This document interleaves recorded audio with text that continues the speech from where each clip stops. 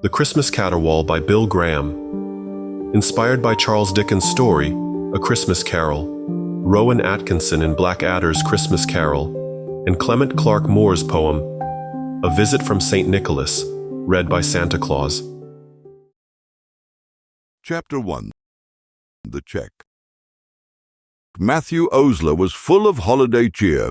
The reason for his seasonal affective disorder was a check he had just written to Make the Lame Walk, MLW, a charity founded by the renowned televangelist Tommy Midas. Matthew had watched Midas on television for years, describing how he overcame his disability to become a mighty man of God, walking in the light and power of his blessing. The donation would put quite a dent in Matt's checking account until the middle of next month, but helping the disabled made him feel great. It was the best Christmas gift he could offer to disabled children who, as Midas often said, just needed a leg up in life. It was Christmas Eve, but Matthew's routine continued as normal. He worked hard, arriving early and staying late every day.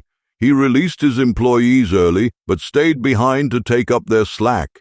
They didn't seem to notice his kindness, but Matthew wasn't concerned. His heart was enlarged with charity, and the holidays were a time for selfless giving. Matthew's employees called him Books because he repeated a single refrain every day. We must always mind our books and keep them in good order.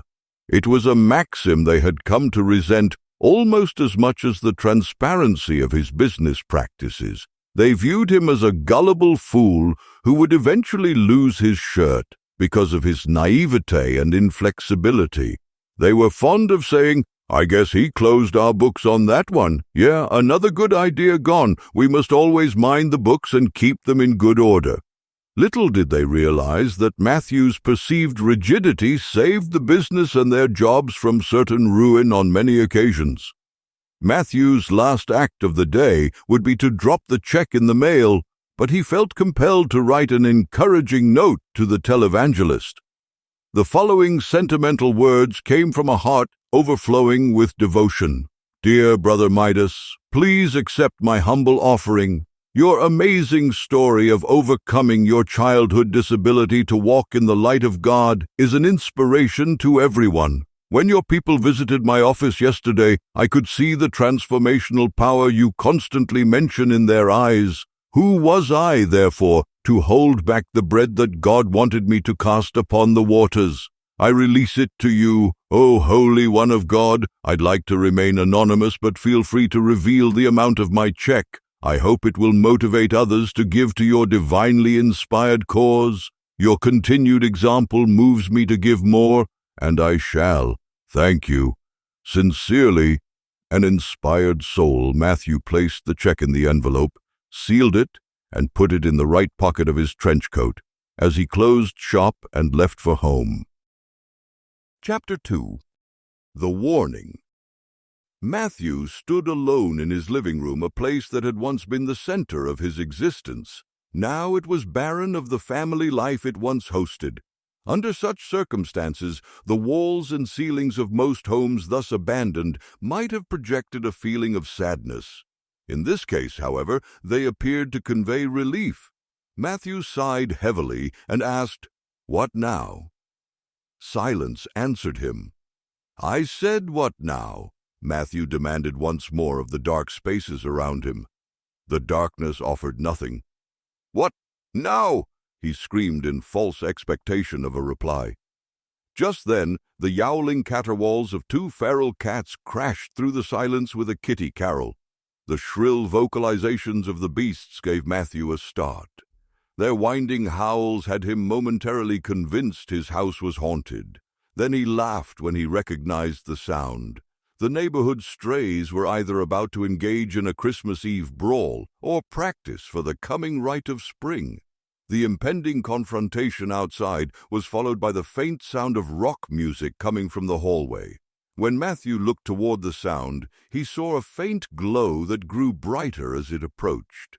Then he saw a series of flashing lights through what appeared to be a cloud of dry ice. By now, the music was deafening.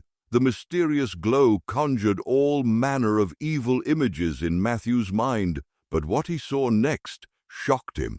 It was the glowing body and soul of his former business partner, Miles Ryder. His immortal form was nothing like it was in life.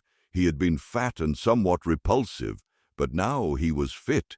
His face was familiar, but his hair, physique, and carriage were more like those of Ric Flair during his prime as a heavyweight loudmouth in sports entertainment.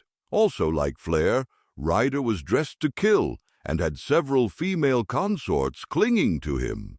He took turns kissing them before he addressed Matthew. "Matthew Osler," said Ryder from behind a pair of mirrored sunglasses, "I come with a warning." Pointing a finger into Matthew's chest, he continued, "Since my passing, my soul wandered the earth and observed your dealings with one and all. In that time, you've let our business go to the dogs. I know I didn't work my life away for you to throw my pearls before the swine." "As I recall, I did most of the work," said Matthew. "That'll be enough back talk from you, my man. Right now, I'm the ghost and you're the mortal. Do you see these platinum chains around my neck?" "Yes, they're rather garish if you ask me. And what's with all the theatrics?" "Well, I didn't ask you, but let me tell you something, Daddy. They're nothing like yours. Your iron chains are laden with debt, my man, and they're going to weigh you down until you die if you don't change your ways right now. Tonight, at midnight, you'll receive a visit from the spirit of Christmas wrapping up your future. She'll show you what'll happen if you fail to take appropriate Yuletide measures in the years to come. At 1 o'clock, you'll receive a visit from the spirit of Christmas toying with your present. He'll show you what's going on right now under your nose. I'll give you a hint. No one is minding your books or keeping them in good order. At 2 o'clock, you'll receive a visit from the spirit of Christmas tearing open your past. It'll show you where you went wrong with your misguided aspiration of keeping every Christmas best of all. Give me a break, my man. Give me a break." "But, Miles, don't you have any words of comfort for me?" implored Matthew. "My wife and children left me today and took everything with them." "You want comfort?" asked Ryder rhetorically. "See a psychiatrist or go to the nearest massage parlor. Better yet, get your colon cleansed. It'll do you a world of good. I don't have time to make you feel better. No one does. So long, pal. I'm on my way to party. Hey, don't let me down. Otherwise, I'll have to come back and kick your ass. I'm out of here." Upon finishing his last statement, Miles Ryder vanished into thin air with his giggling bimbo spirits. Matthew was alone again. It was 11 p.m., so he removed some clothes from the pile Jacqueline left in the corner of his room and bundled them into a makeshift pillow. He used his trench coat as a blanket. Then he lay down and fell asleep on an empty stomach. As Matthew drifted into a state of semi-consciousness, he wondered if he'd be sleeping in the streets by January. It was bitter cold outside. Thus ends chapters 1 and 2, Boys and Girls. I'm told that Bill Graham has finished recording all the chapters of this ribaldry. If you're into this kind of trash, I'll be suffering my way through reading it for you over the next few days. Thankfully, I'll be too busy on Christmas Eve to give that naughty boy a megaphone for his garbage, but then there's the lead up to New Year's Eve after sleeping for a day. Why me? Why didn't I ask for the manuscript before I agreed to do this? Rudolph, what happened to your red nose getting me through the blizzards? Oh well, folks, next time.